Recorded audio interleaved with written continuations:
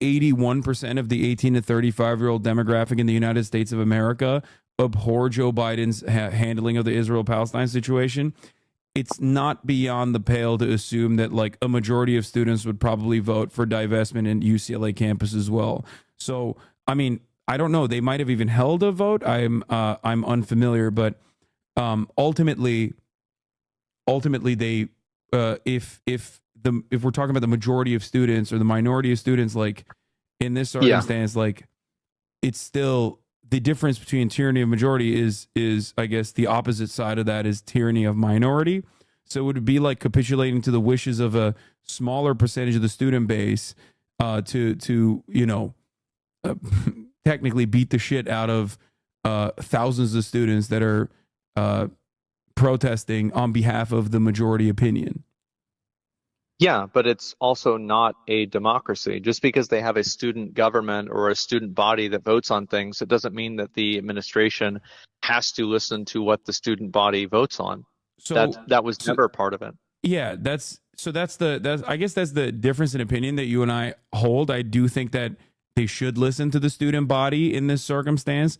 And I'm glad that they did in previous instances, like during the civil rights movement, when students took similar actions during the Vietnam War and in the civil rights protests, where we've seen the worst of the worst, like what actually happens when there is resistance, like in Kent State, where they literally shot and killed 4 students.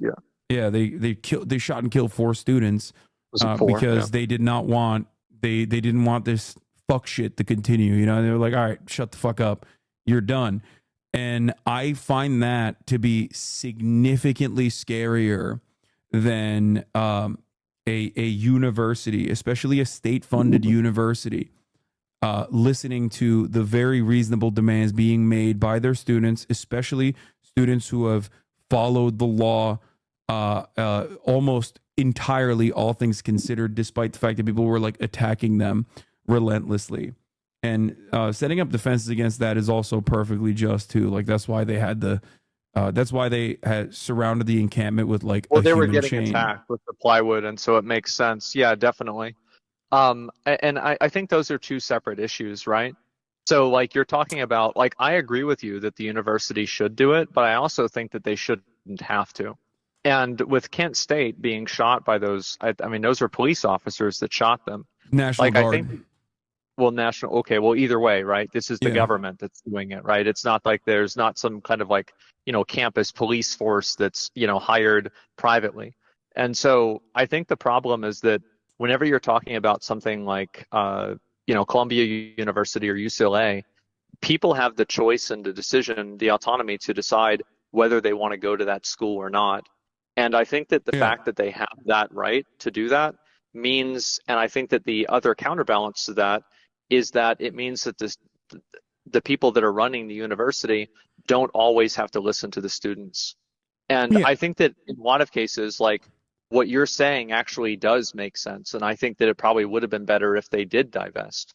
But so here's the thing though, like you're saying like they could just choose to go to another school. Okay. Yeah. Most schools are in some way, shape, or form using their endowments to and also using their research to fund and facilitate Israel's apartheid, right? So let's say you transfer from UCLA to UC Berkeley. Okay, well they're doing that too. What are you supposed to do? Well, you set up an encampment. Okay. Well, now the school doesn't want you to set up an encampment. What are you supposed to do? Let's say you leave UC Berkeley, then you go to Stanford. Well, similar situation exists there. It exists in almost every single institution, which is precisely why there's a lot of cases where that happens, but I don't think that they are obligated to adhere to anybody's demands.